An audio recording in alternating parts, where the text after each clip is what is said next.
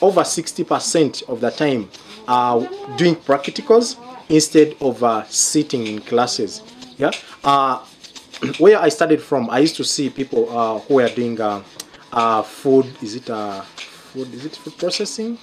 It's called food processing, something like that. Human nutrition, yeah, something like that. So why not teach these people, combine what they study in class, making a cake, this and this, and then show them how they can actually make money out of this. So personally, I think when a student joins senior one, the first thing they should do is to send them to the field and they find a problem. Tell them to find a problem. And a student will continue working on that problem up to when they complete senior 4. So what we'd like to assess is after the 4 years of education in high school, what can you do? Have you tried to solve that problem? You know, these people, actually young people, are very creative. But the unfortunate bit is we are teaching them to cram instead of to practice or to apply whatever they learn. So we need them to solve problems. And by senior 1, a student should have a problem. By senior 4, you have a solution for that problem. That will help our education system. Imagine, even the students here at the university. How come you join the university and you leave the university without even solving a simple problem? A simple problem, really? I don't know who is behind all this education system, but I have a feeling that we need to change the way we teach the students. Yeah, join agriculture engineering year 1, get a problem you'd like to solve in either agro-processing, mechanization, farm power. Get a problem. By the time you complete year 4, we need something that is physical, something that is tangible. And we are tired of research that is created or generated by university students, and they throw it in the libraries. Why not get this research and create businesses out of the research? There are a number, in fact millions of ideas at the universities, but these ideas are not put into the business perspective. So I call upon the university leaders to really encourage these young people to do their final year projects, but thinking about life after campus, or to find ways of converting their research or final year research or dissertations into businesses. I don't regret quitting the job that I had, because being a CEO is something every young person should be told to become in the future. One, I've got a lot of publicity. I've been on different televisions. I've moved places because of this venture. And 2, I've pitched, I've interacted with different investors. You know, in fact, most of the rich people in Uganda, I've met them and I've interacted with them. Previously, we had a meeting with most of the big investors here in Kampala at Mistil, and we pitched our idea. Guess what? We're among the top winners who received up to $30,000 US. And this is something that is really good to a company or a starting company like us, like ours. Then before we started this, we got an opportunity to receive $6,000 US from the MasterCard Foundation Scholars Program. So all these are coming. I'm learning every now and then. You know, I did agriculture engineering, but right now I'm teaching myself accounting. Why exactly? Because as you become a CEO, you realize that actually you have to know your figures, like each and everything. So you realize that when you start a business, even your knowledge expands. You'll be forced to learn. Every day you're learning. Every time you're learning. And actually you think about the future.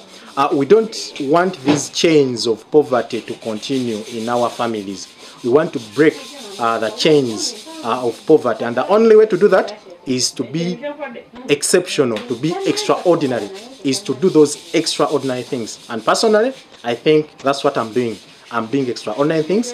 And trust me, where I am right now, I have broken most of the chains in my family. So what we do, we source this wood from Ndeba here.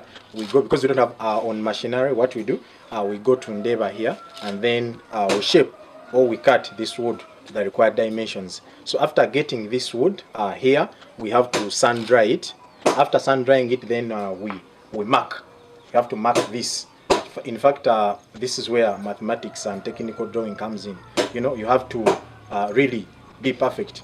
You know, when it comes to manufacturing, one thing that we pay attention to like, I don't know how I can phrase it, but being exact. We don't have room for errors in this field, especially when it comes to these online stores. You put your brush that it is let's say 5.1 centimeters by 12.1 centimeters.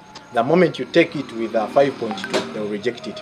So you have to be perfect in what you do. When you're marking, you have to be perfect. Even when you're cutting or shaping this wood, you have to be very perfect. So after marking that wood, like the way she has done, then you get your drill and start drilling. Now here, this is where some engineering comes in. You know, some simple, of course, elementary engineering. Holding this drill at a right angle, you know, you have to be able to know that, okay, when I'm drilling here, I have to place the drill in this angle or the other angle. Now you have to be very practical, and it requires a person with some good experience. So we train you, and then you start doing this work. Not each and every person can do this. Even when you're looking at it, before we explain to you the details behind the drilling process, you will not bring it out the way we want it. Now, what she's doing here, she'll be drilling, but she won't be drilling through the wood. You have to estimate that, okay, I'm drilling, but then the drill has to stop midway this wood. Yeah, so it's what she's going to do.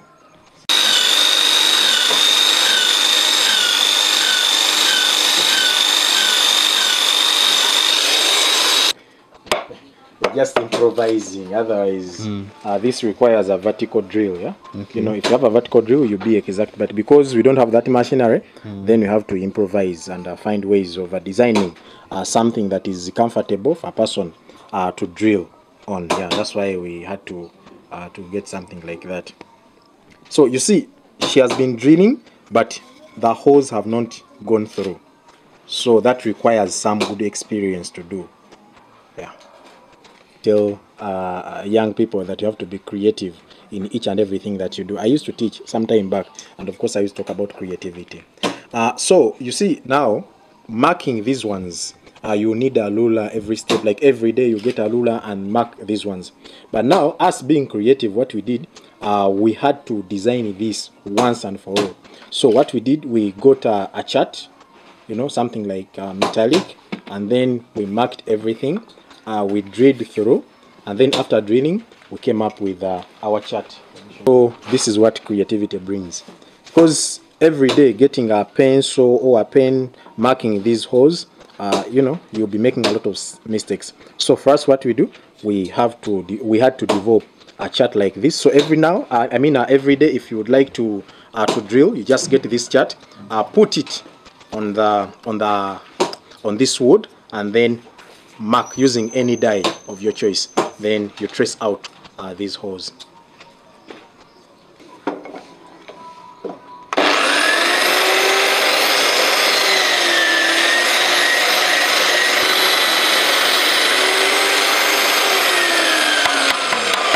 See, this handle is a bit smooth inside. So what we are going to do is to put on some coating. We are going to varnish it, but we need to first put on some sanding sealer, and then we put on varnish, and then it dries. After that, you have to fix in the bristles. Yeah.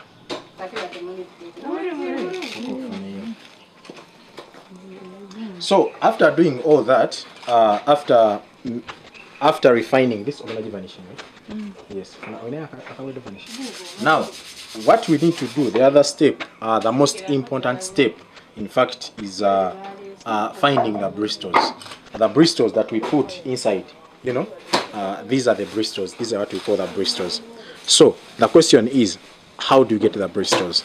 For the brushes that we saw before we did our own brush, these brushes were imported from countries like German, countries like China, and those brushes, the good quality brushes, were made from horsehair. Horsehair brush, horsehairs, yeah? So now the question we had was, do we have anything that can replace or something that can act as horsehair. So we realized that actually we have plenty or a lot or tons of cow tail hairs in abattoirs all over Uganda, within like central and up country. So we decided to use the cow tail hairs. So when we how do we get these cow tail hairs? These cow tail hairs, of course, we get when cattle or cows come from the farmer in the village. They sell their animals to the people in abattoirs, and when those people cut, get everything useful, they throw away the tails. So it is from that process that we as Yuga Brush, we come in. So we get these tails and preserve them. Now that's where chemistry comes in. Finding ways of preserving this using different processes. For example, sometimes we use salt, sometimes we sun dry, or we use both. At times we use salt to preserve it, or we use salt to preserve it, and also we sun dry it. So after that, we bring these tails. You see right now there are no flies on it, yeah, meaning it is well preserved. We bring it and then we have to cut to the required dimensions to get the bristles. So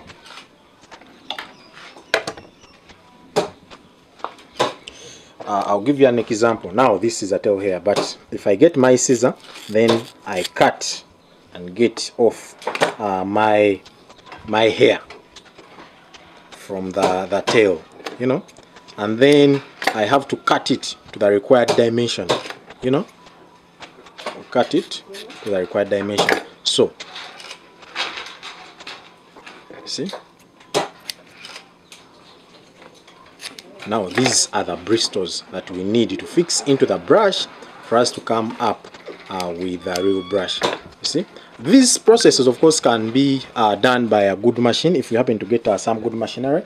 For example, the shear cutter can be of useful to us, especially to cut these to the required dimensions. But right now, since we don't have the shear cutter or any machine that can help us to standardize, we have to improvise, and that's why we use scissors. So now the next step is fixing these bristles into the other handle that we made, you know. So she will be fixing this for you. So what we do here, we get a wire staple. You know, some people call them pinions, but they are wire staples. You get this wire staple that is U-curved, and then you pick your bristles there, and then you fix inside the brush.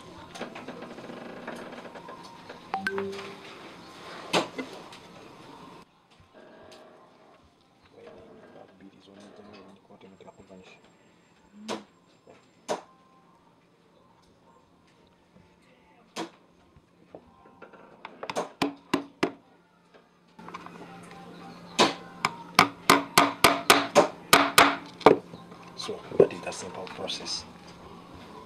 You get the bristles, then pick a wire staple, and then insert it there, then fix into the other hole that you drilled, and then use a simple modified nail to fix or to do the tufting of the brush.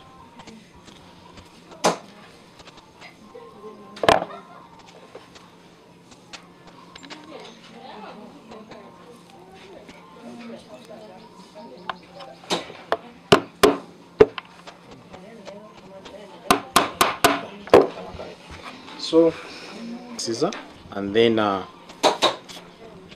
you have something like this after fixing in the bristles. Okay. Yeah. You know, the inside part of this brush looks nice because we are done the finishing already. But now look at the outside part. Yeah, it is not good at all. So now we have to do the final finishing using the belt sander machine. So we have to go outside and then do the finishing.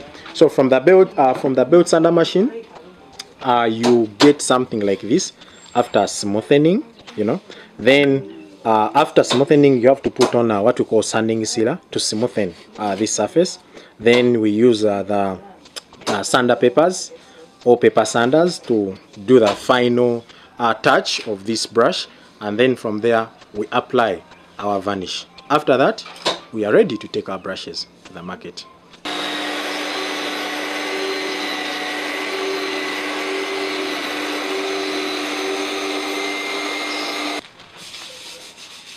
Few people actually understand what agribusiness means, but agribusiness combines agriculture and business. And when we talk about agriculture, what do we mean? When we talk about agriculture, we are talking about plants, animals. Those are all living things, on the other hand. Now, how do the brushes come into agriculture? That is the big question. You see, from research, 9 in every 10 brushes that you find on the market are made out of plastics. And to make matters worse, most of these brushes are made out of short-lived and very poor plastic. So that simply means that the rate at which people throw away these plastic brushes is increasing. And when we talk about brushes, we are not talking about shoe brushes only. We are talking about all kinds of brushes, including your toothbrush that you use at home. From research, we realize that over 600 million kilograms of brush plastic waste is disposed of annually. And this is worrying. Of course, our generation, the decisions that we make right now will affect the next generation. So these people will have nowhere to farm. Why exactly? Because you see, these plastics, when they are thrown into the soil, they block those aerations within the soil. And when that happens, that simply means that when it rains, water will not be able to penetrate through the soil to go underground. So what happens? You have runoff through the gardens. And when that runoff comes, that simply means that that runoff will wash away the good quality soil that would be used for farming. You know? So when that topsoil is washed away, what remains with is the other hardy soils, which hardy soils are not good for planting. Of course, they are good for structures, but not good for planting crops. So meaning farming will become a bit costly. It rains today, 3 days later, you find that we have no water in the soil. You know, why exactly? Because down there we have a lot of plastics, not allowing the water to remain or to be retained within the soil. That's why you're finding that these days many farmers actually pay a lot of money to buy fertilizers. Why? The fertile soil was washed away with the running water. So you pay extra money to buy fertilizers, meaning even the output or the products will be super expensive. Now you have to also put in money for irrigation, yeah, and that is still other money. Are you spending? You increasing the costs as a farmer. So the simple things we do, these, you see, right now we are into brushes. You see, it is something simple, we don't take serious, but if you can trace the chain, you realize that it is actually affecting our crops that we grow. Now, talk about the animals. You see, these plastics, when they are thrown into these drainage channels, they go directly into the oceans. Why? Because most of the plants we have, the processing plants we have, don't even have the ability to capture the microplastics from the plastic waste. So meaning the microplastics end up in the oceans, and when they end up in the oceans, that simply means even the water that we use for irrigation is contaminated with microplastics, which microplastics are harmful to the organisms within the soil, which organisms bring about the aeration within the soil. So you see that chain, everything goes back to us deciding on what to use and what not to use. So as Yuga Brush, what we are looking at is to fight the plastic brushes, all kinds of plastic brushes, at least to ensure that the future agriculture is well saved. Yeah, basically that's what we do. Uganda as a country, we have plenty of resources. We have tons of cowtail hair waste, which is thrown in these abattoirs. You know, you see, some people who have dogs, in most cases, those are the ones that buy the cowtails. What they do is to remove the flesh and they throw away the other hair on those tails. Sometimes they even burn those tails, and of course that brings about global warming, which affects the climate in turn. So for us, we are looking at those resources, the cowtail hairs. We have other resources like loofah. We have other resources like sisal. We have other resources like coconut fiber. All these resources are very good, especially when it comes to making biodegradable products. Like for example, us who are in the brush company, we are finding ways of utilizing all the resources and produce the brushes and other related products. Challenge number one that we have as a company, one, wood. In fact, we are talking about solving the challenge of environmental degradation. But now you see we are utilizing wood already. We don't want to use this wood. In fact, we would like to use bamboo in the near future. We are trying our level best to find ways of converting bamboo into wood, which wood we shall be using to make the handles. But because we don't have the machinery right now to do that, that's why we are using these wood offcuts for now. Then too, even you saw what this lady was doing here, drilling. Everything is manual. I wish we had that vertical drill to at least give us the perfect holes that are good to be for fixing the bristles. Look at the cowtail hairs.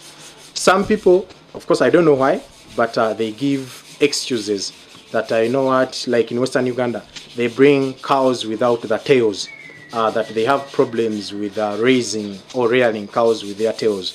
So you realize that, okay, they cut the tails and throw them away that side. Most of the tails that we have here, we get them from northern Uganda. Yeah. So you realize that sourcing these tails from northern Uganda is somehow costly, though we still have an opportunity of getting the hairs from the abattoirs.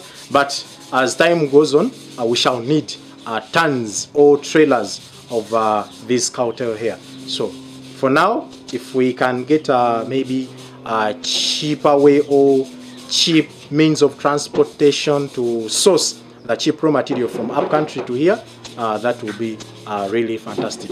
Then also, where we are right now, this land, we rent it. So you know what comes with the renting.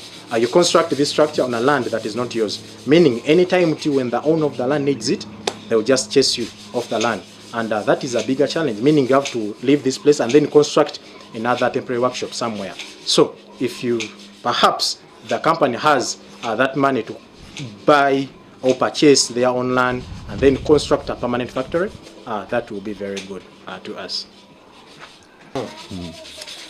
So basically, as Yuga Brush, we employ women to do the tufting or the fixing of the bristles here.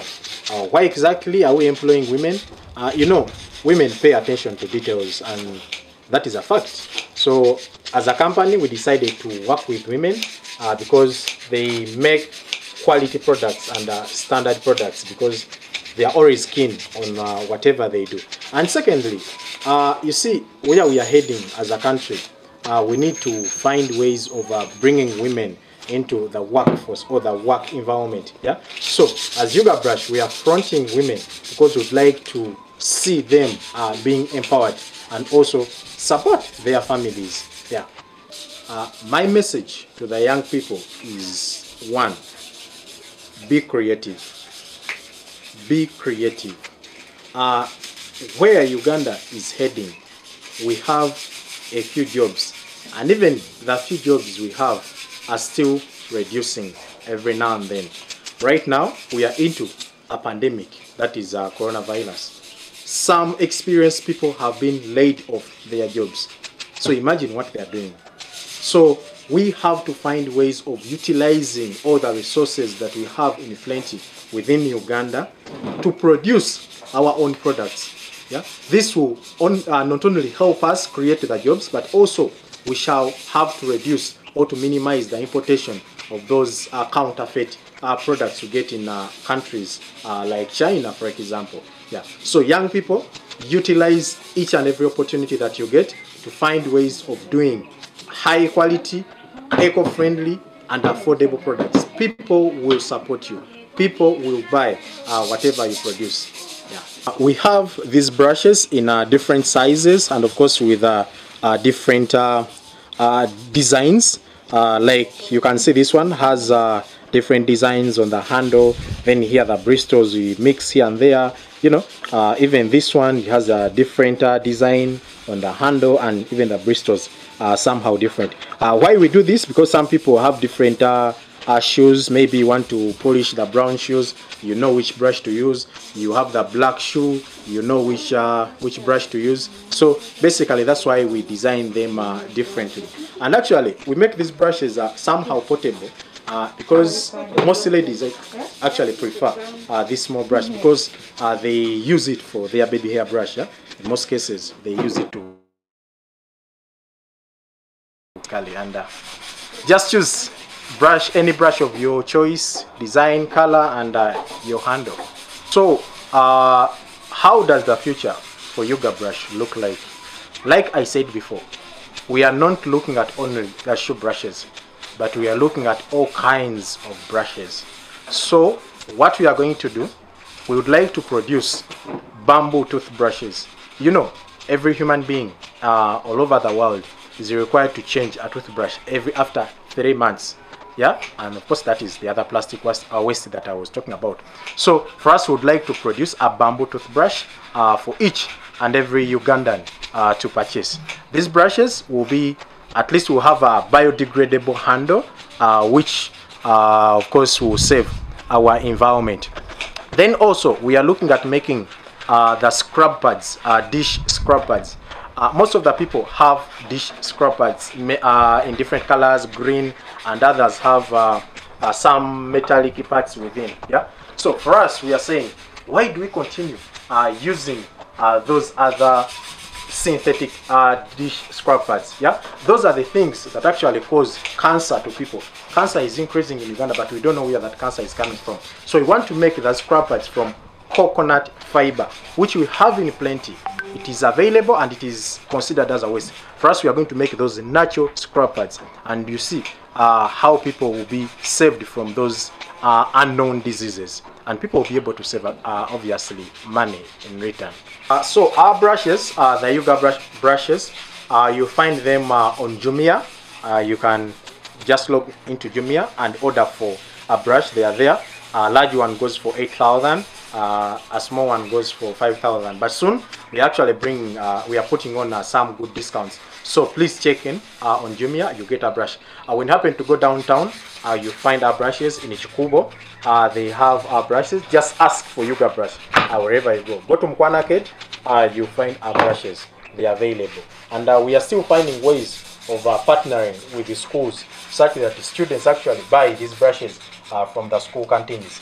Yeah. So if you have money, right now is the day for you to at least test this brush. This brush is not only a brush, but it's something that you use and gives you value for your money. These days, actually, people think that it is the shoes that are bad, or the shoes that are made from within Uganda, outside Uganda, that have poor leather. Yet, in actual sense, the brushes that have the hard bristles are the ones that spoil our leather. So if you happen to use the other hard bristle brush, you scratch your leather and your shoe will wear out quickly. So it's better you get this durable brush, and of course it will be able to offer a fine shine easily. You know, when you're going for any interview, the first thing people look out for is your hair and your shoe. So before you go for any interview, ensure that you have a shining shoe. Yeah, so join us in Yoga Brush, where we step with confidence. My name is Enoch Mwang. Right. I'd like to welcome Enoch Mwanguzi, who is on the call this morning. Enoch, you're most welcome. Test your sound, Enoch. Thank you very much. Do you hear me very well? Yes. Okay. I hope we'll be able to. Mr. Masaba, our moderator this morning, Mr. Masaba, and Teacher Agnes, and the rest of the teachers. Please take over from there. We have so many questions for Enoch in the chat. All right, thank you so much, Mr. Dungu, and the entire team that is here. Good morning to you all. And I want to thank Enoch and all. Thank you. I want to thank Enoch for this kind of innovation that he has showcased to us. I also want to thank the students who are here, who have been following, and not to forget the teachers who are also on this call. I have been following the session since it started. Questions have been coming in, and maybe now that we have Enoch here, he's going to help us answer some of these questions. I personally asked about 3 questions, so we'll be going through all of them, maybe one at a time. Thank you so much. Madam Agnes will be working with you and all the teachers here. Maybe you can also say a word or two before we can start.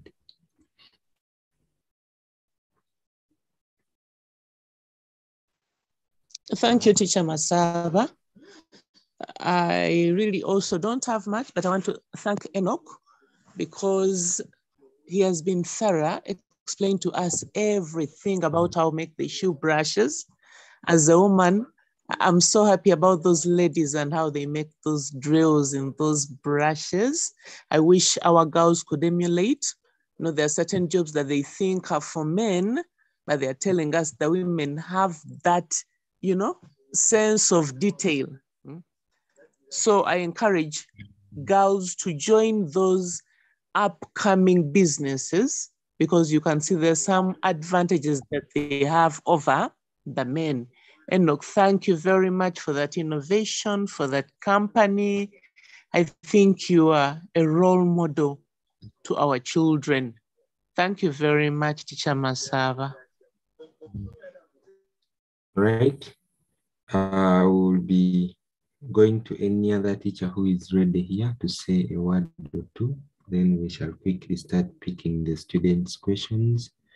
As the teacher finishes to submit in, I saw the hand for Daniela during the session.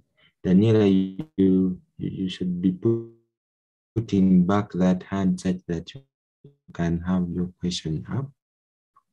Do we have any teacher who wishes to say a word before we can go into the session with the students?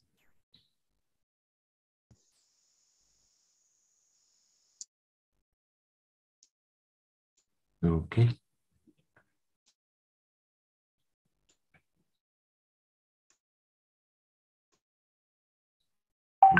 Maybe we can start. Good morning. I want to thank Enoch for the time he gave us. Hello? The question here. Daniela, you had your question. You had the hand up initially. You can put it back. Yes, we can see many. Yes, Madam Resty, you can go. Yes, we can hear you, Brian. Hello, Teacher Masaba, thank you. Yes, Brian, you can go on. You closed your microphone. We were hearing. I think, thank you, Mr. Maso. I don't know what is happening, but it looks like it takes some time to, is it the internet? It is quite slow, but I wanted to I was thanking Enoch for his time that he gave us when we were shooting this video and for showing us around. Many entrepreneurs wouldn't want to show people the process they go through to make their stuff because they don't want people to copy their idea. But Enoch and his team were open and they showed us around and we were able to capture that highly educative video. Thank you so much, Enoch, for that heart. I also want to mention that day we went to shoot his video. Solomon and I bought the brushes and I can testify that the brushes are really nice. They shine the shoe very well compared to the brushes I have used before. So I am now his customer, and I am actually thinking, how do I get more to give to my people around me? But lastly, I want to congratulate him. I think on Wednesday or Thursday, he got bouncing baby girl. So congratulations, Enoka.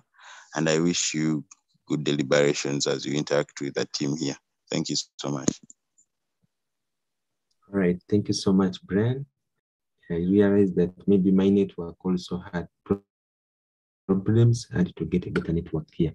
So thank you, and congratulations, Enoch, for the bouncing baby girl. And maybe after here, we need to go for Madam Resty. Can go on quickly.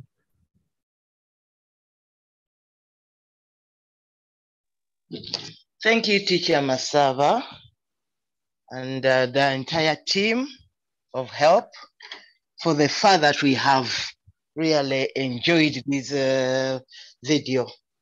And thank you so much, Enoch, for being so creative and not undermining jobs and saying that is a low job. It is such an inspiration.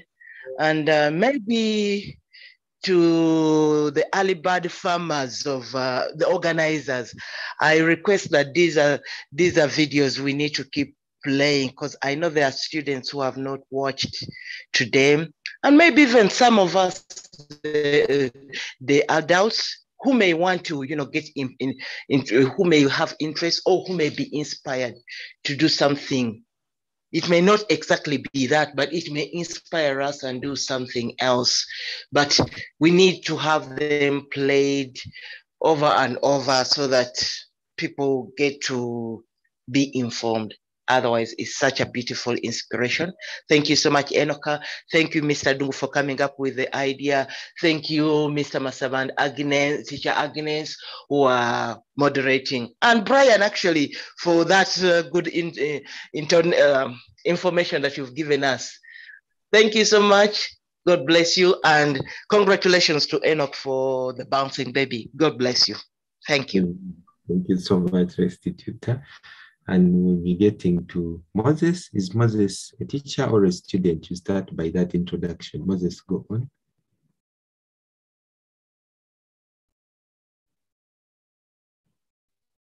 Moses? Moses, open your microphone and talk to us. Hello, good morning, everyone.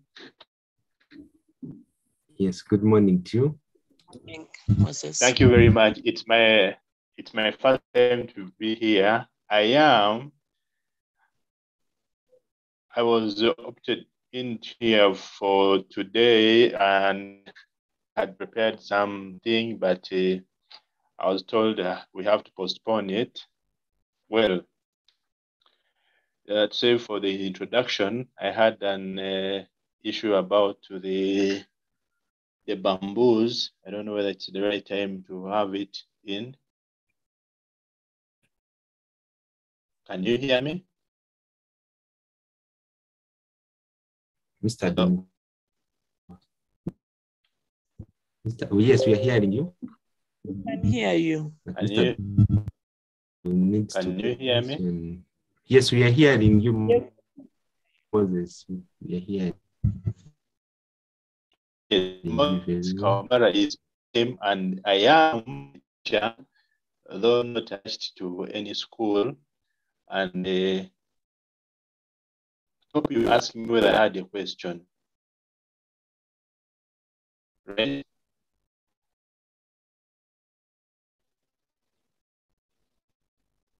Unfortunately, I changed my input, so I'm worried whether. Yes, please. Can you hear me? Yes, we can hear you, Moses.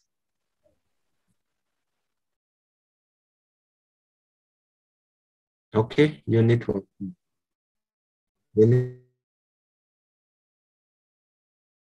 network is breaking, though we were picking you well at the beginning, but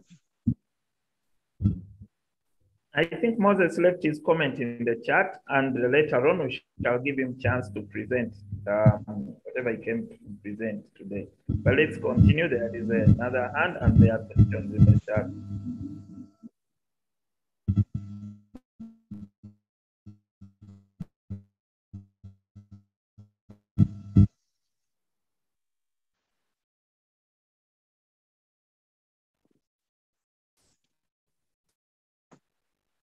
Teacher Agnes, can we take the questions? The hands.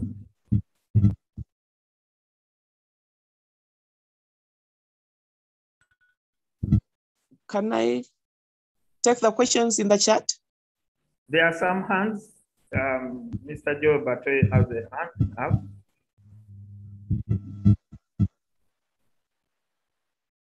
Okay. Mr. Joel Bata, can you please unmute? Right. Thank you very much. Good morning, everyone. My name is Joel Bato, and I'm a teacher of technology and design. When I joined the discussion, I found it very, very interesting to, especially in the field that I'm teaching, the field of technology and design, as we are paving our way into the new curriculum. I immediately thought that we need to think about practical ways of creating, products. We talk about product design, and I think here we had a very, very good example of someone that is, standardizing, working towards precision, designing a product, because we need to, I think people need to understand that a brush comes from a process. We have one thing, one step, and then you follow with another step. And for me, as a teacher of technology and design, I was really inspired. Of course, I would want to invite my class to see how we pick up things, because because I think it makes a lot more sense than us trying the different kind of things. So for me, I've been inspired, and Enoch, I think you are doing a great job. Please carry on, because I'm sure your product is not just for making money, but it's also to support the climate change and these big sustainable development goals are things that we also need to keep in mind as we create our products. We know that, for example, in constructing houses, you talk about green building. So whatever supports the green, whatever kind of green is supported in whatever you do, you know that you're on the right track. So I personally see you going great places, because you put great thought to that, and I've already heard from one of the users of your products that you actually have that your products are very, very good and they are commendable. So I thank you very much for that. I will leave it at that. Thank you, Agnes. Okay, thank you very much, Joel. Those are encouraging words to our presenter today. I can see Teacher Reste's hand is up. Do you still have something, or you forgot to lower it? Teacher Reste, do you have something to say? Sorry, I forgot it up. Okay. Maybe let me look in the chats and see. There's some comments in the chat. Teacher Agnes, there was that comment about the pads. I don't know whether she picked it up. Did she ask it? Imelda had that question. Yes. They've not yet answered it. I don't know that. Okay, Imelda had that question and she had put up the hand. And it was repeating twice. Maybe Imelda should go on and ask it very well to Enoch such that we can have the response to that. Imelda, you can go on.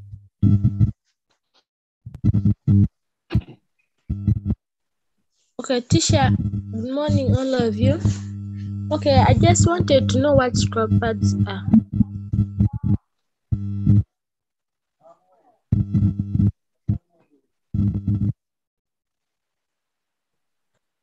Teacher, have you got me? Yes, we've got you, and the question is very clear. Okay, thank you.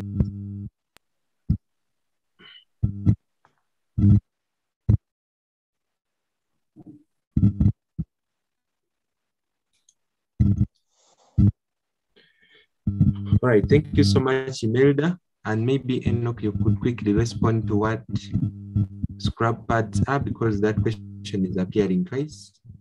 And we shall quickly get to teacher Elizabeth to submit in her question maybe. Yeah, sure. I think scrappers are not the ones confusing, but it's just a new word that people don't know. I don't know whether you can allow me share my screen and I show a clear picture of the scrap pad. Yes, your permission is granted.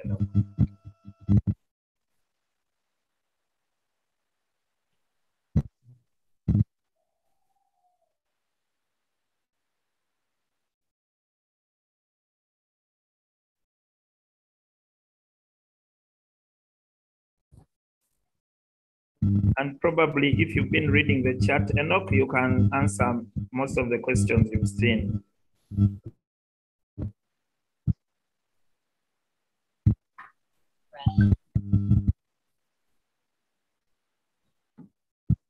I don't know whether you can be able to see my screen. Yes, you can see you. Yeah, so hope you can see what a scrap pad is. We always use these things actually at home for cleaning utensils, yeah? Some of them have metallic, we call them, they are metal chips. We always get from a laving machine when we are laving some metals. And for them, they put in some sponge to make something like a steel wool, something similar to that. Then also those green ones that are purely synthetic, which of course are not durable, but they are very harmful to our health. For the other metallic ones, just know they scratch utensils like nothing. Yeah, basically those are the scrap pads. Hope they are clear for now.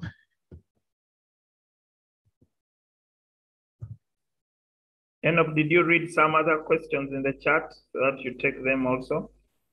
Yeah, yes, I did. I did read through. Thank you very much. I've really received a number of comments, appreciations. I really appreciate the encouragement. Thank you very much.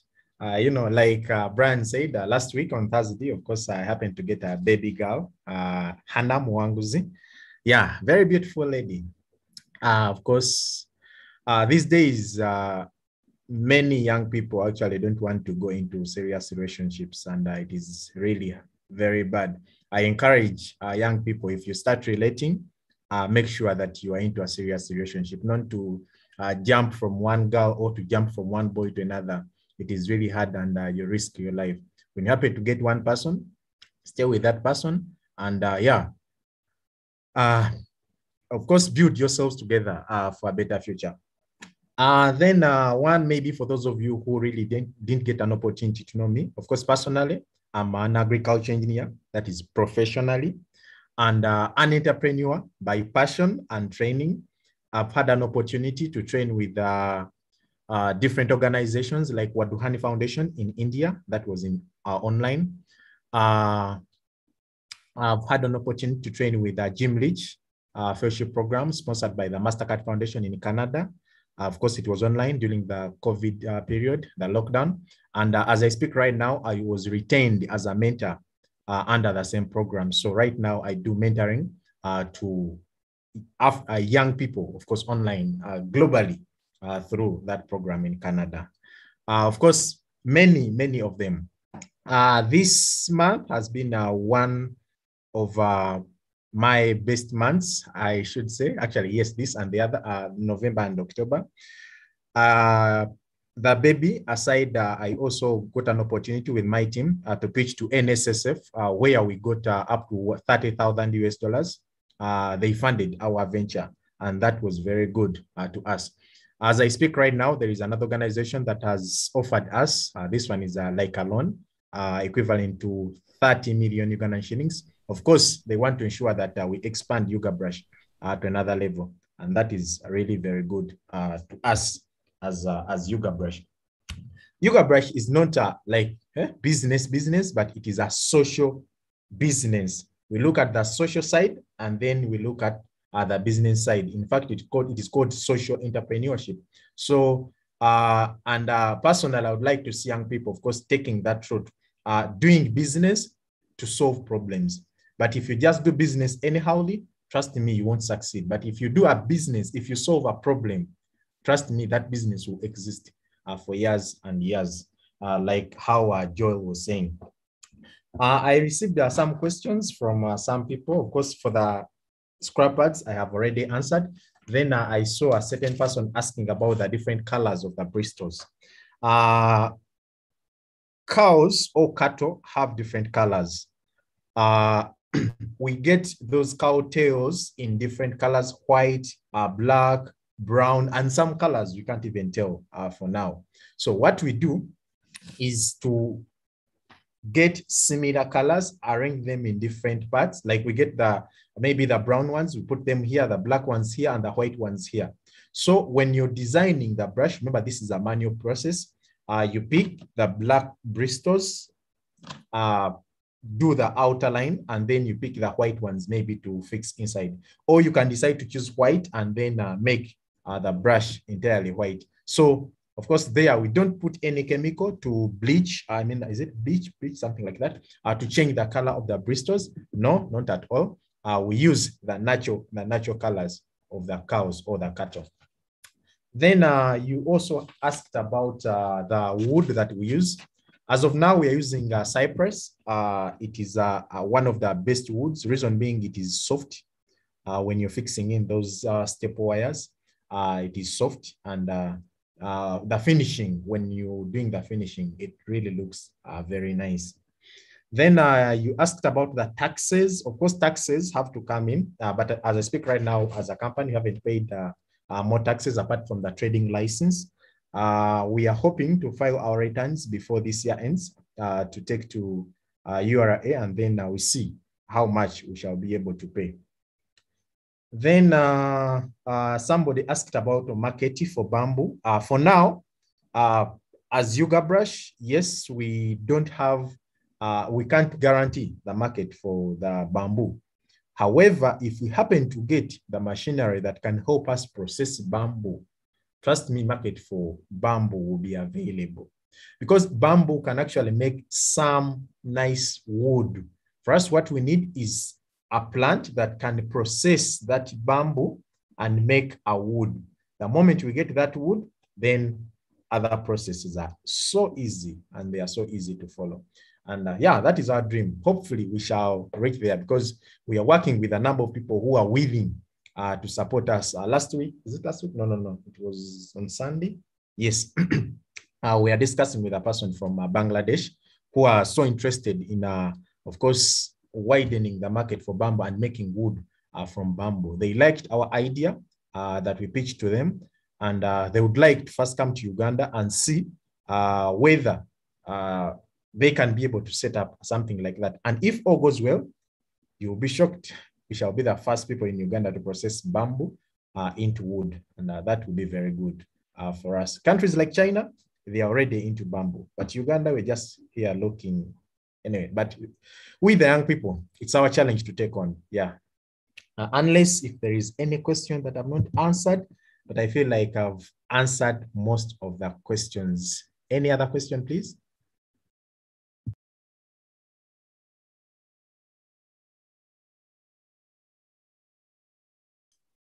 Yes, thank you. Thank you so much, Enoch. We had one of the hand that was up. Elizabeth, down that hand. I'd already given you a chance. Okay, she's saying the network. Mr. Massa, right? I'm here. Good morning, Yes, members. please. Welcome, Enoch. I was actually interested in how you're going to make bamboo durable wood for your brushes, because we all know the nature of bamboo, it is soft. So maybe briefly, you could enlighten me on that. All right, to make it clear, bamboo is a grass. That one we have to know. Bamboo is a grass. However, the properties bamboo has after being processed, actually, the wood we obtain from bamboo or from that processed bamboo is stronger than most of the wood we have here. It is very good. It is very, very, very good wood. In some countries, I'm forgetting one of the countries, they are using bamboo to make or to create bridges. Yeah. So by the time the constructors or the civil engineers trust bamboo to create a bridge where people pass, cars pass, just know we have done some good research and analysis about the properties of bamboo. And I would request you to also read more about bamboo. Bamboo is one of the next big things in the world. Yep.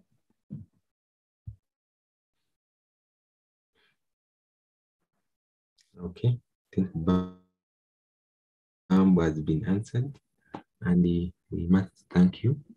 When I look at the chat, you must have exhausted everything, and okay, there is this new message.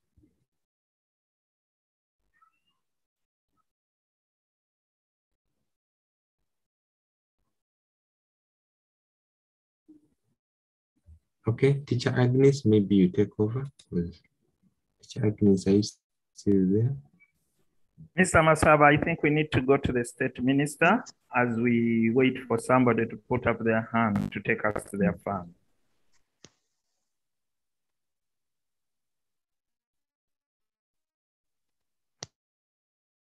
We invite. Is that okay? And we switch? Yes. I think it's okay.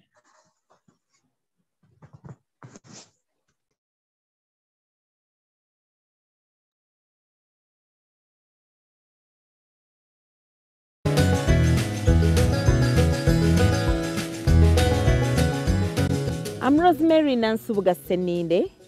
I'm currently the Director Mobilization, Recruitment and Cadre Development at the NRM Secretariat. I was a Member of Parliament representing Wakiso District for 20 years, since 2001. I was also the Minister of State for Primary Education. I'm very proud to say that I'm a teacher by profession. I started this farm a few years ago, about 3 years ago. In 2018, I was trying to put together things on this farm. This farm is called Nankaba Humble Farm. I call it a humble farm because it started in a very humble way. I started with 50 piglets, and I think where I am, there is a time when I reached up to 500 pigs. So I thank God that this farm is moving on well. The reason why I started this farm was basically because one may think that when you are a politician, you may not get involved in agriculture. But I realized that if we have to develop this country, first of all, we must appreciate that this country's economy is built on agriculture. There is nowhere you can stay without eating. If we are to get rich and we are to encourage people to get rich, we must encourage them to get into agriculture. So as a leader and as a representative of the people that time, I realized that going into agriculture would enable me to even be a good example to my people. So I looked at various things. I started with growing maize. I realized the challenges there. Sometimes many farmers get frustrated, especially young farmers like me. They sometimes get frustrated and probably sometimes even give up. But I realized that, okay, I will not give up. Let me try every venture until I get until I decide on what exactly to stick to. So I started something like fishing. I went into planting maize. I planted matoke, as you can see.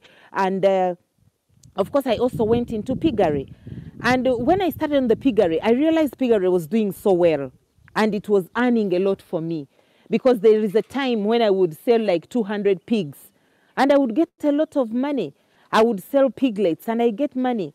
And I thought this is the way to go. I decided to go into and to strengthen the piggery project.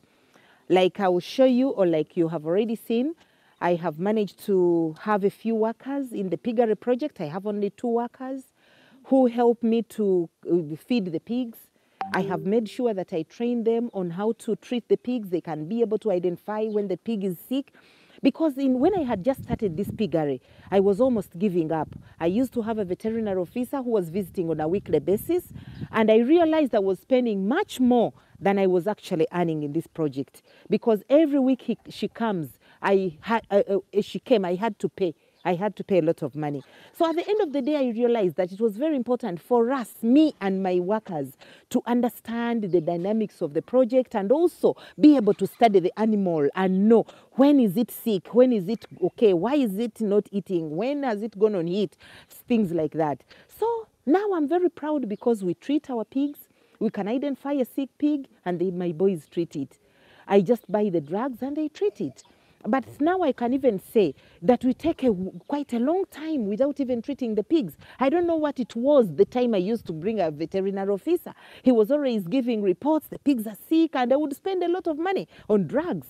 But now I can assure you, we can spend a month or 2 without having an animal that probably is not feeding or something like that. So this made me appreciate that if we get involved as owners of businesses, of projects, especially agricultural projects, there is no way we can fail to succeed.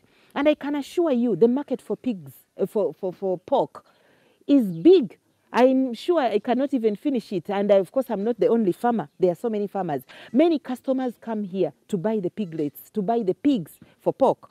And I give them my price. And if they don't want, they go. I will continue feeding them until I get the size I need and even earn more. So I think this is a very good venture. But now, as an educationist, as a teacher, I think we must change the way we teach our children. I'm glad we have improved on and there has been a review in the lower secondary curriculum, but I think we need to go an extra mile. We need to make our learners appreciate the importance of agriculture. I remember when I was in school, sometimes teachers would give punishments to learners, and the punishment they would give you is give you a hoe, go and dig. That is a punishment. So at the end of the day, these children develop a negative attitude towards the hoe. And yet, we would be building a strong foundation and, a positive attitude within our learners so that they can appreciate the importance of a hoe. So I think time has come. Even if it means taking a rabbit and making children appreciate life by rearing a rabbit, knowing how a rabbit can be looked after, how to care about it, care for it, and even how the benefits of a rabbit, I believe it will make a difference. Now, I used to meet my teachers, all our teachers, especially the primary school teachers, and I always reminded them that our curriculum is not bad. Our curriculum, the primary school curriculum, is not a bad one because it provides for CAPE 1, CAPE 2, CAPE 3. And when we talk about those CAPEs, we are talking about even developing all the domains. They are the 3 domains that we have to promote. So this curriculum is good. The problem we have in this country are the implementers of the curriculum and probably the parents themselves who don't support. Some support, but though there are those who don't support the education of their children.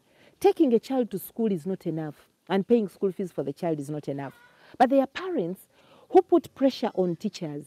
I want my children to pass whatever, in whichever way. So if now they get involved in copying and drilling the children simply to pass, why do you blame them? So I think we all need to get involved in this. The implementers of the curriculum are the teachers. Of course, as a government, we also have a task to ensure that our teachers, there is continuous professional development. So that, because the world changes, the way things were in the past is not the way they are today. And they are not going to be the same tomorrow. The world is running very fast. And the world is now one village.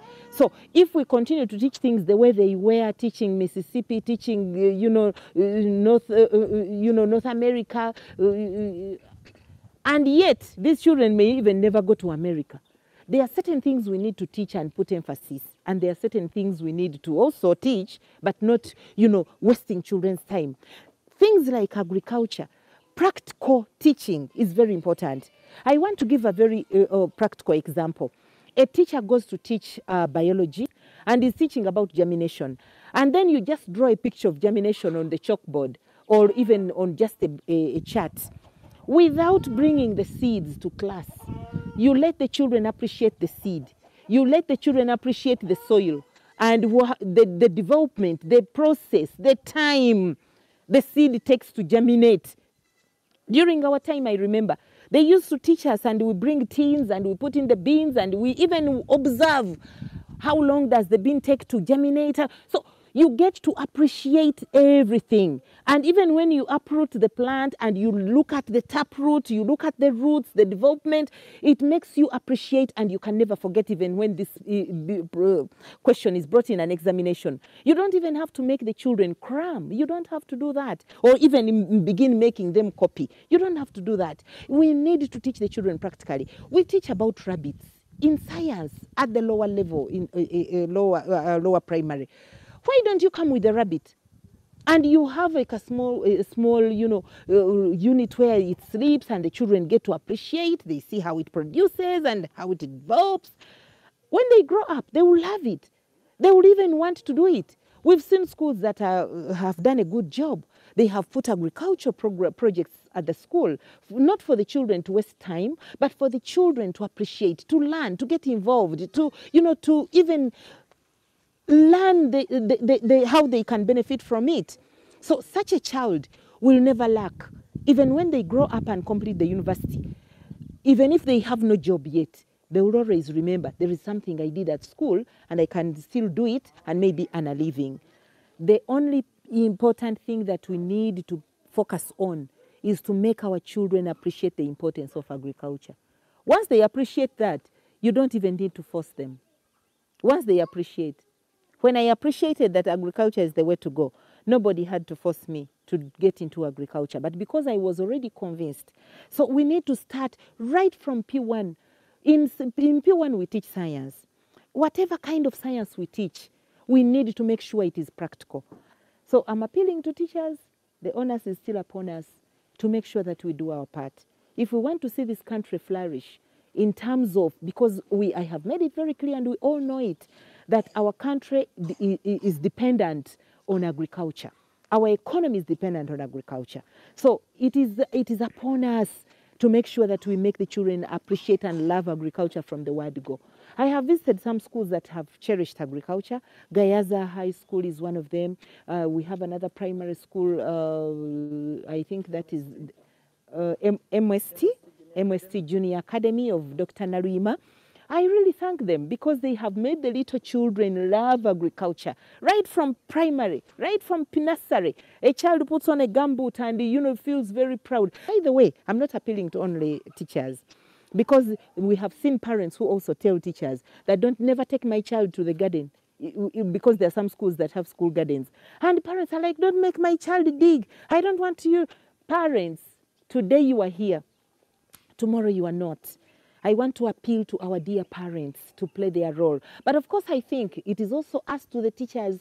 We need to remind the parents their role and make them appreciate, because certain things maybe they don't appreciate. So we need to start from there. When you have parents' meetings, when you have class meetings where parents come, please talk to the parents and remind them about their nurturing role. And the nurturing role is not about pampering the child, but it is about even making the children appreciate these other things. Let the child know how to cater for the home, how to sweep, how to wash plates. As a starting point, if they're cleaning the compound, make the children have a hoe and be able to slash or to trim the grass on the compound. And from there, slowly by slowly, they will learn to be responsible. Let's not leave everything we shouldn't leave everything for the maids. because the maids are just coming to look for money. They will not teach your children. It is your responsibility as a parent. And you, the teachers, remember, you are the first parent.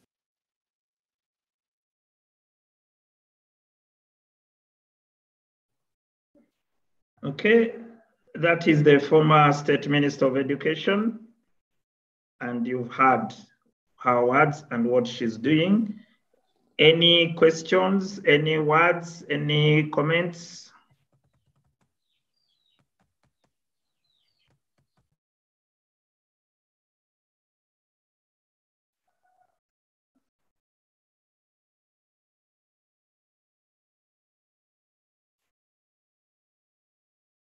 Do you want to join her to emphasize a few things?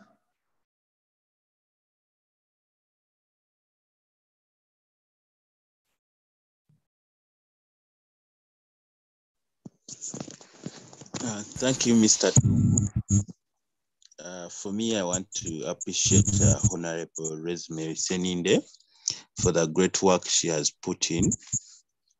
I remember, I think it was the farm camp of 2017 when she invited us to her place, and she had just, I think, acquired it and she wanted to start. And now 3 years or 4 years later, she has all those enterprises on her farm. I want to thank her for the effort she has put in, and also for being part of the coalition of the willing, those people that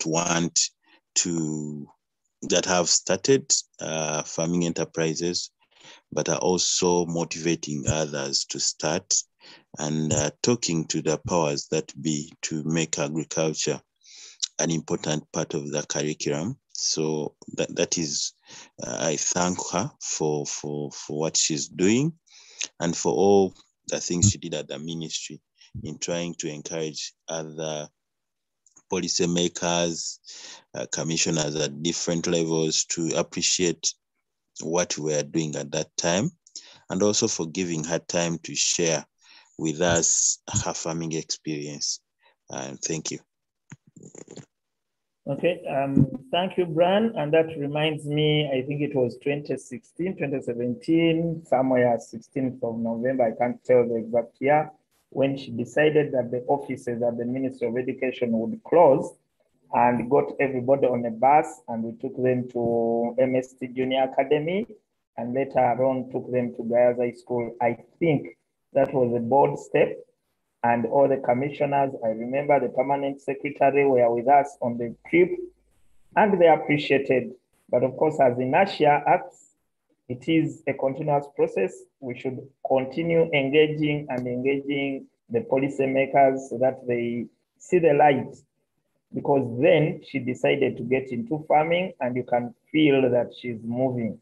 Probably we still need to go back and knock at those doors and continue the same process. One by one, we will be able to get somewhere. Thank you, Joel. So thank you, Brian. Joel?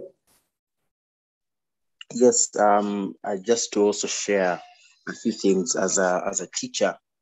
Our role, I think, should come out clearly to relate the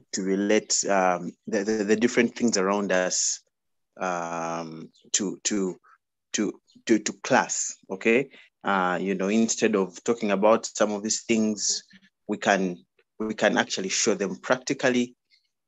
So as teachers, we have a big part to play in doing that. But I've also been inspired about the practicability of agriculture, that sometimes having the money, it will not sustain your agricultural farm, but being there helps you understand. I realize that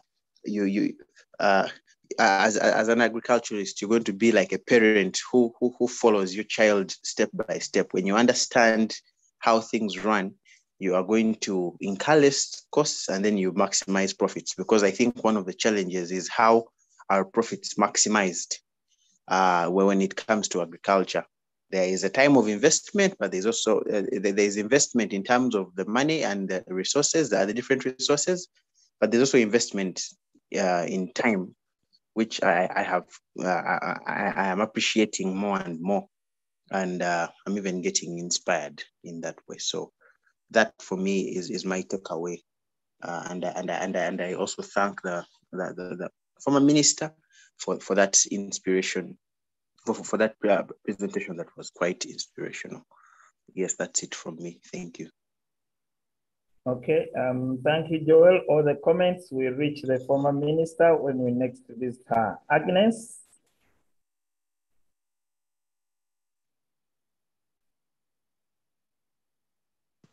Agnes, Thank you very much. Thank you very much, Mr. Dungu. I want to start by thanking the minister for that. I thank the people who shot the video because they've helped us see a lot and they've inspired our children. We can see some important person in a pigsty. You know, this is telling us that agriculture is not dirty and that we need it in our schools to concretize the theory that we teach in class. So our children should get inspired by this lady. Important and honorable as she is, you know, she's telling us you can go back to agriculture because it's the backbone. Without it, there is nothing much we can do. We've seen her farm, we've seen the banana plantations. She has told us she grows maize and all those other things. But you could see even the little children are going to the, you know, to the sties to look at those pigs and to work in the sties. I think that is great, great inspiration. I wish all our leaders were like that and they would make our students see that this is practical. It's practicable, you know, we can do it. I think that was a very big plus. Please thank her for me. Then I believe you've ever been to this lady's farm. As we're looking at the piglets, I saw some stuff that is put on the floors. I just want to know how that floor is made. Is it all concrete or maybe they just put, I don't know whether it was straw or what? What do they put inside there? How do they make the floor of the pigsty is what I want to know. Thank you very much. Okay, thank you, Agnes. The agriculturalist on the call, could you take it away?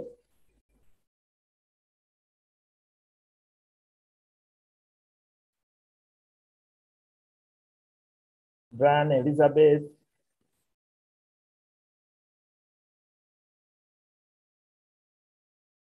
Probably as they prepare an answer for Agnes, let me go to our teacher, Yofes. Next week, we will be bringing you voices of teachers, and one of them is Yofes here. Over to you, Yofes. Thank you so much.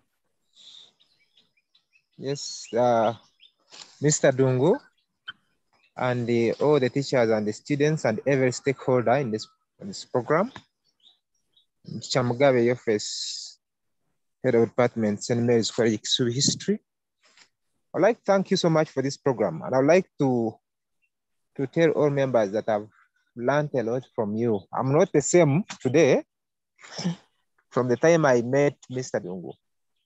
Now, I had the minister speak and talked of biology, agriculture, and I would like to add her voice that we can be practical in every subject, even arts.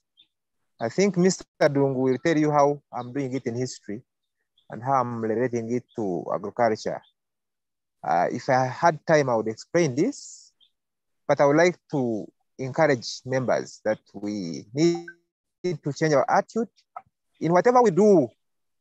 By the way, even fine art, you can have very good agriculture in art and design. It's making beauty and we are getting food and we are getting a lot of money from it. Maybe one thing, one concern I would like to praise is we know agriculture is backbone of this country, but why is it not compulsory at lower level of secondary curriculum?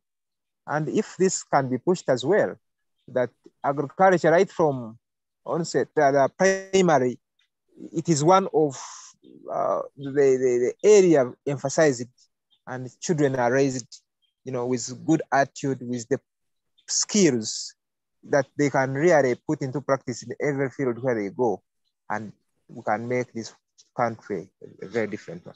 Thank you so much. Then the other thing is I joined in a bit late and I heard someone talk about bamboo. Is this program trying to promote bamboo growing? And if so, they having seeds and where do we find them to get more information and knowledge about bamboo growing?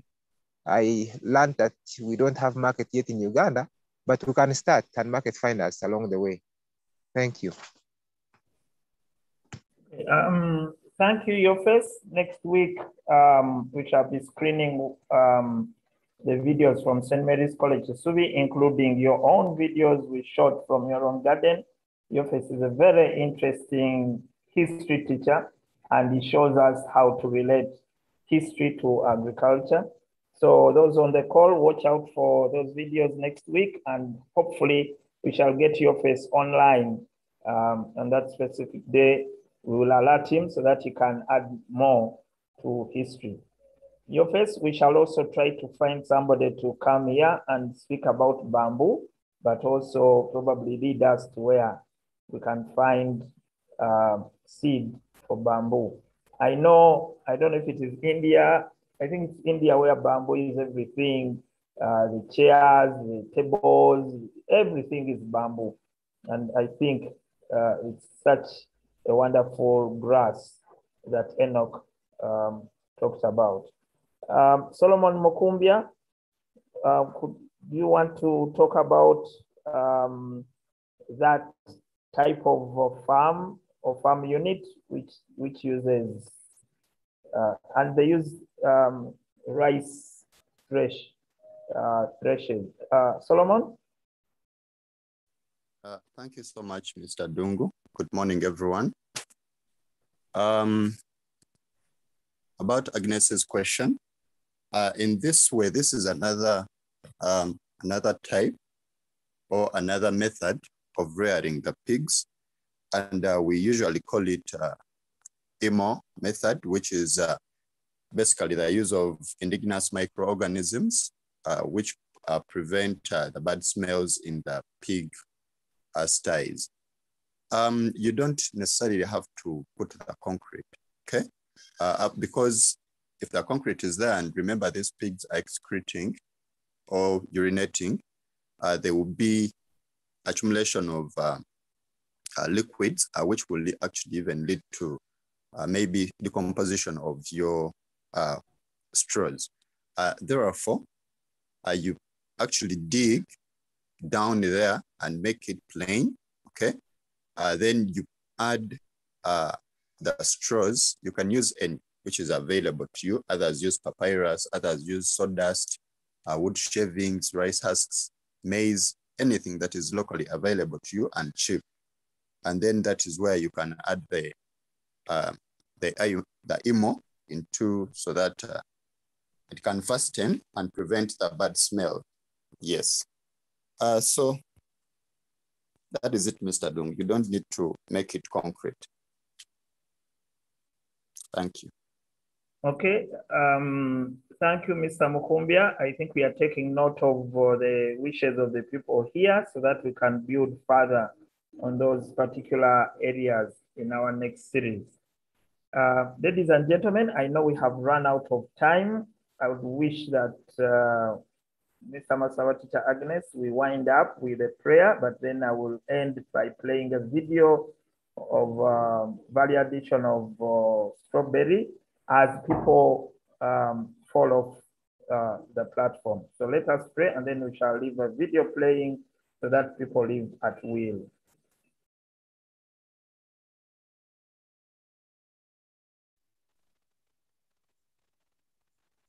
Mr. Dung, should I take the prayer? Yes, please, Agnes, let's pray. Okay. Father, we thank you for bringing us together. We thank you for waking us up. We thank you for the much that we've learned this morning. Father, we thank you for our facilitators, Enoch, the Honorable Minister, and all the people that have been online and have contributed in one way or the other. Father, we pray that you help our country be elevated, help us get that knowledge and the wisdom, tap it from the people that know, and may it spread to everybody, most especially our students that have been online and those that will be joining in later. We thank you for Mr. Dungu and for this program, and we pray that, Father, you take us further and further in this venture. We thank you for the people that took the shots, for the videos that we've used to learn, and we pray that whatever we've learned may put into practice. Father, be in this day, bless us, and let us be elevated in all ways. Thank you, Lord. I pray all this, believing and trusting in Jesus' name. Amen. Thank you, Teacher Agnes. Ladies and gentlemen, this is the Early Bird Farmer that comes to you every day, Monday to Friday, 6 a.m. to 7:30 a.m.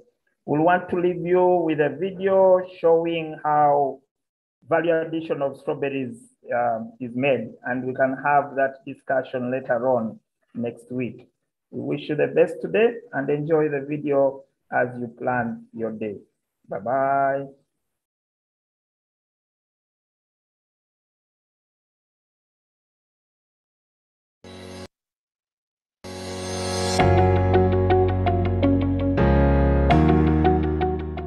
We're now at Kuz Fresh Farm.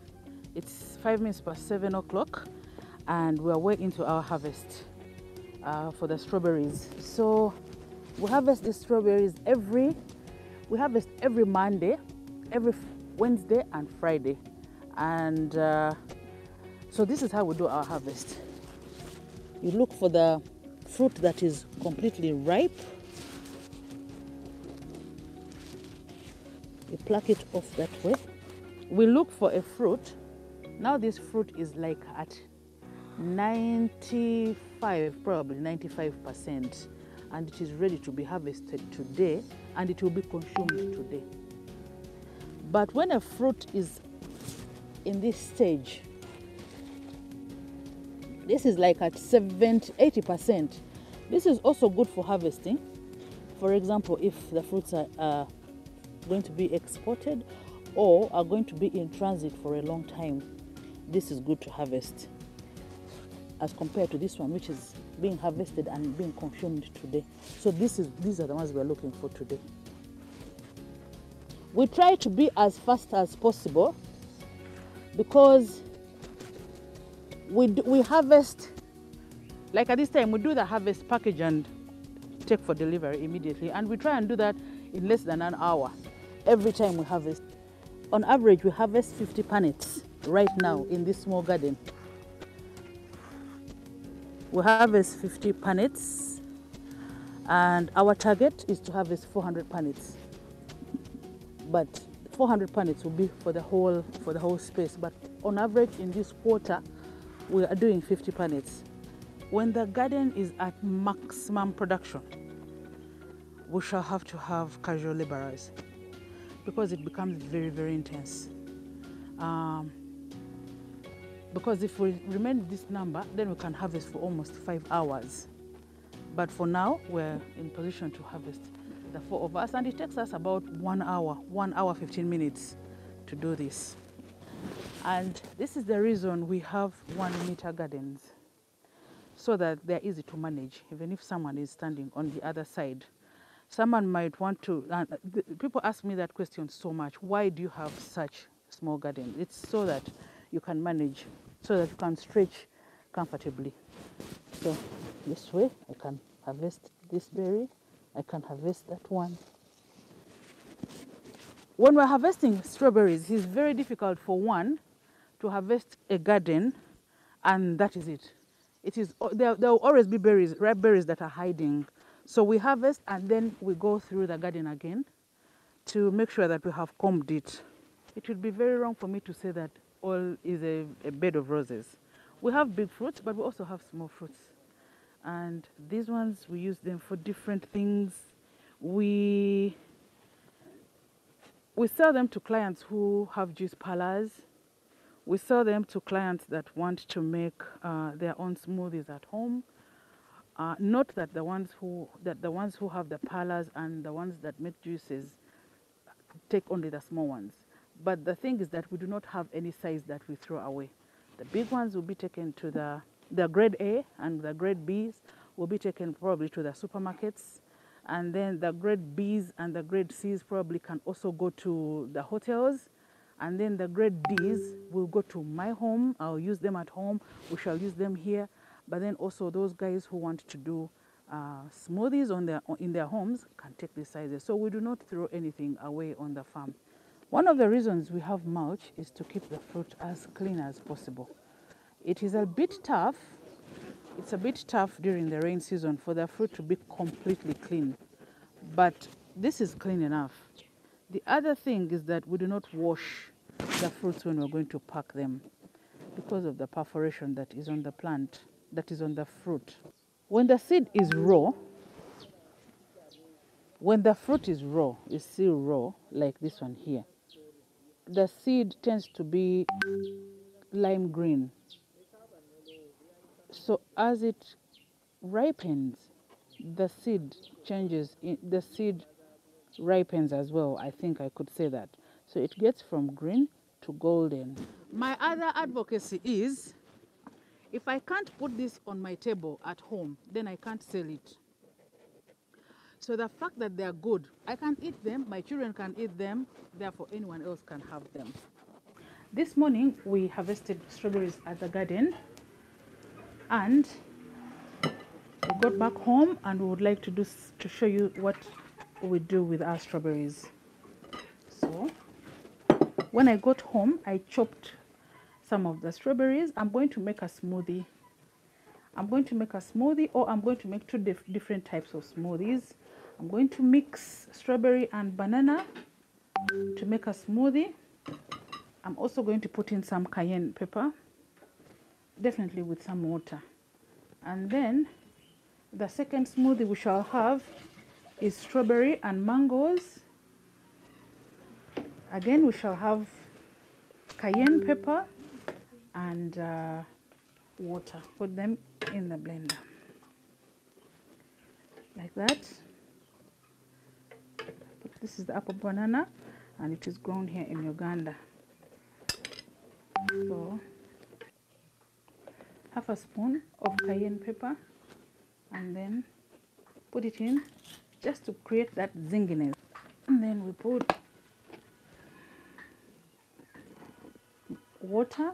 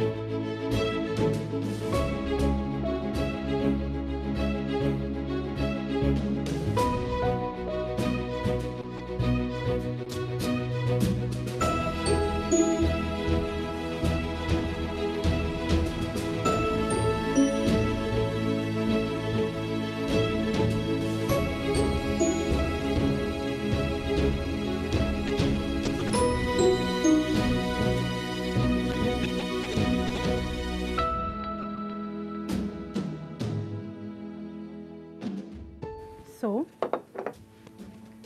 story comes back to strawberry. It is the strawberry fruit. It's the strawberry fruit fresh from the garden, and then we chopped it up, blended it, and now we have our smoothies. We have chosen to use only fruits in our smoothies because it is very healthy to take a fresh fruit in the morning. Just punch it with cayenne. So there we are.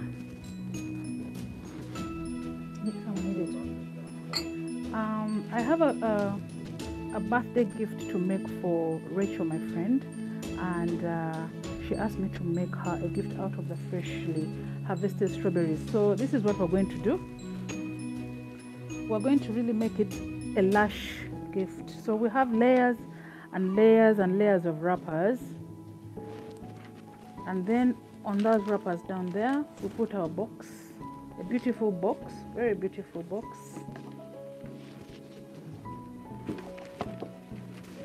And then we begin our gift setup.